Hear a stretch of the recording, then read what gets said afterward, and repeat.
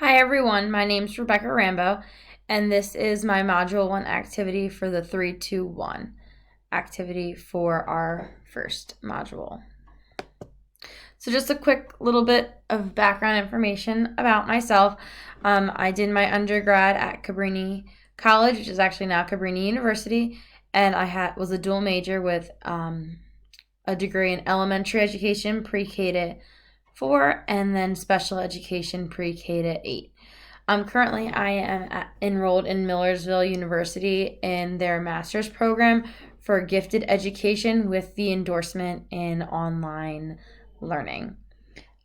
This is my 7th year teaching 5th grade learning support at Collegium Charter School in Exton, and I'm very excited to be working with everyone this semester. So moving into the activity, the first item we had were the 3 characteristics that define me as a teacher in either the virtual and or the face-to-face setting.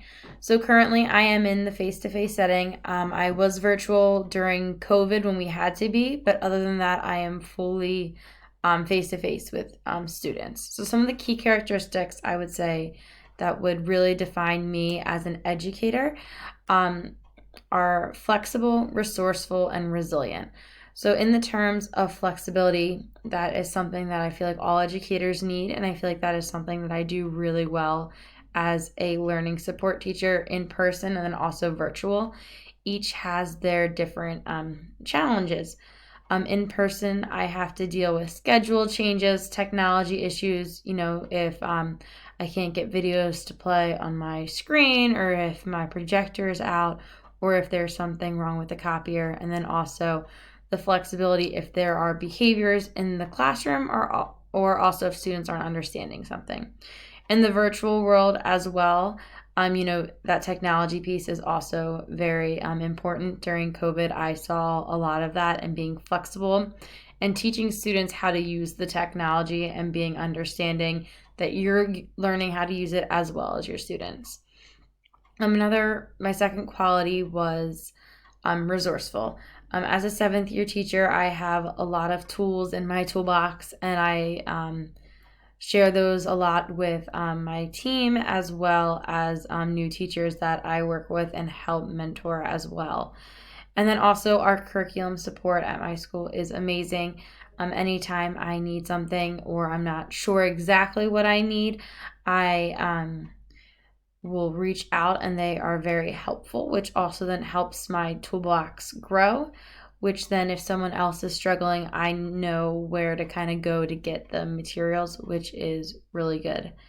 And then also resilient. I feel like every day is a new day. One day might not be so great, where the next day is awesome.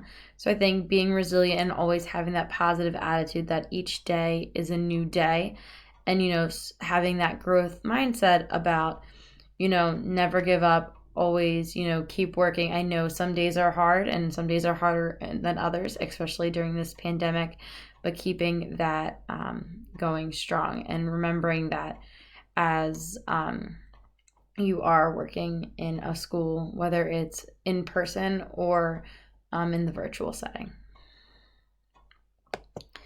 Next, we have ways in which our readings connected to the video of Rita Pearson.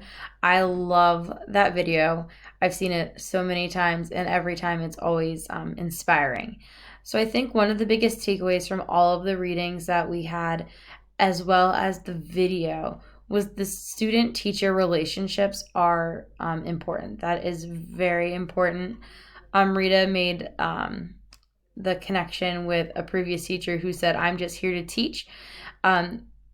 Without building those strong connections with students, you're going to see that their motivation is not going to be there, as well as their emotional connection to you, which will not be there. If students don't have that bond with you, it's going to be hard for them to really be motivated and to be involved in what you're doing in the video.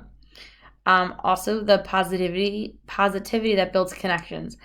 Since I saw this video when I first started teaching 7-8 years ago, I always do what Rita was talking about, where instead of minus 18 out of 20, that +2, seeing that plus as a positive, I think is so important, that you're looking at the positives that they got right, not at the negatives that they got wrong. That also helps them to be motivated, to do better next time, to keep that going.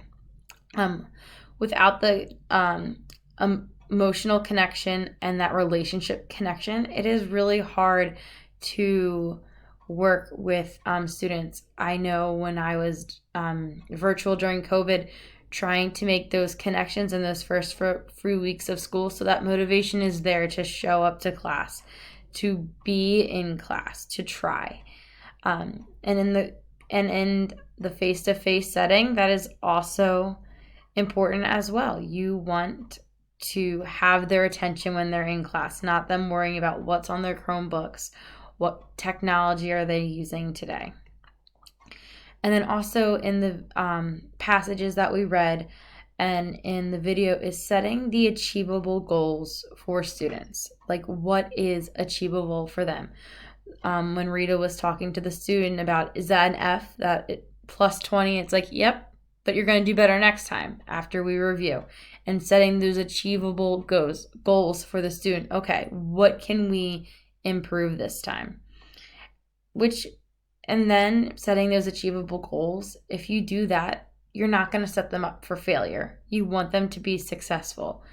You don't want the goal to be that on every assessment they're going to get 100%. That is not going to be achievable for every student, or that's not going to be achievable for any student. We want these goals to be successful so that their motivation is there. Having that motivation and knowing it's achievable is going to help them with their emotions. It's going to drive them to learn. And then also being enthusiastic about their goals, their successes, their positives. That's also a great way to help bring your class together and individuals together. Another one is having the achievable goals that I believe is setting them up for success. So encouraging them to be successful during instruction, during activities, connecting with them. It shows growth for them. For them, being able to see that they're making progress, that they're meeting goals, is going to show growth. It's going to enhance their learning. It's going to enhance the classroom environment. It's going to make them want to be there, want to learn. And that all stems back from building those connections in the first few weeks of school. And then also teaching ways to achieve goals that are appropriate for students. So what new tools or what online tools are going to help you the best that it can. Teachers need to understand that students think differently now than when some of them went to school. Students have had a lot more access to technology. I know for me, my students have more access to technology than I did as a student, and that's going to change the way they understand items and the way that their brain has developed. And then counterbalancing that old style of learning with the new tech and also the new styles of learning. Schools want students to, incorporate technology, but making sure that we are doing that in an appropriate way that is going to benefit the students. That's still also going to be able to have that connection with your teachers. And then for an area of improvement, understanding how technology affects the learning in the classroom and in that virtual setting is something I definitely want to improve on. Since I am currently only a face-to-face teacher, I do have limited experience with teaching virtually, and I do want to understand how students can learn best in that virtual classroom and how the technology that they're using affects their learning. In order to focus on mastery goals that we have, I think it's really important to help building connections with teachers and students. And I feel like for me that is important to build connections with my other classmates in this class, but then also with my teacher or other teaching staff. Understanding the importance of using technology and how to use it in the best ways for educational use. Making realistic goals and encouraging mastery through connections built and in positive motivational strategies, and then considering how the generations have changed and with the expectations of what I'm asking or what is being asked of me, I think is also important.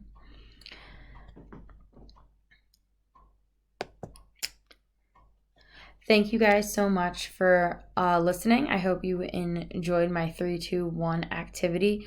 Again, I look forward to working with all of you this semester, and I hope that our takeaways are great from this course. Have a great night.